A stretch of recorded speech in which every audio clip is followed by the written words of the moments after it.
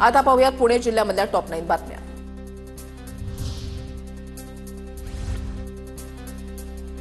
पुण्याच्या घाट विभागामध्ये आज पावसाचा रेड अलर्ट। घाट विभागामध्ये मुसळधार पावसाची हवामान विभागाची शक्यता।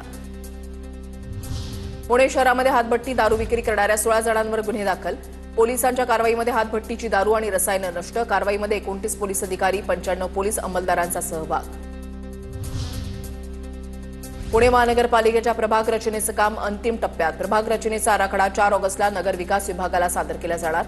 पुणे महानगरपालिकेमध्ये 4 सदस्य प्रभाग रचनेनुसार निवडणूक होणार। उपमुख्यमंत्री अजित पवारांकडून पुण्यामधल्या हिंजवडीमध्ये मेट्रोची पाहणी। अजित पवारांनी प्रशासनाला काही सूचना देत बदल करण्याचे आदेश दिले।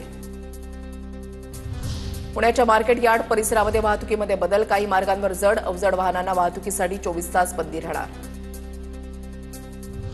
शरद सोनवणेंच्या वक्तव्याचा पुण्यामध्ये जय मल्हार क्रांती संघटनेकडून निषेध। संबंधित विधानाची चौकशी करून योग्य ती कारवाई करण्याची कार्यकर्त्यांची मागणी। पुणे विमानतळावरून 10.5 किलो हायड्रोपोनिक वीड जप्त। 1 जण ताब्यात। कस्टम विभागाची मोठी कारवाई। जप्त केलेल्या मादक पदार्थांची बाजारामध्ये 10.5 कोटी रुपये किंमत।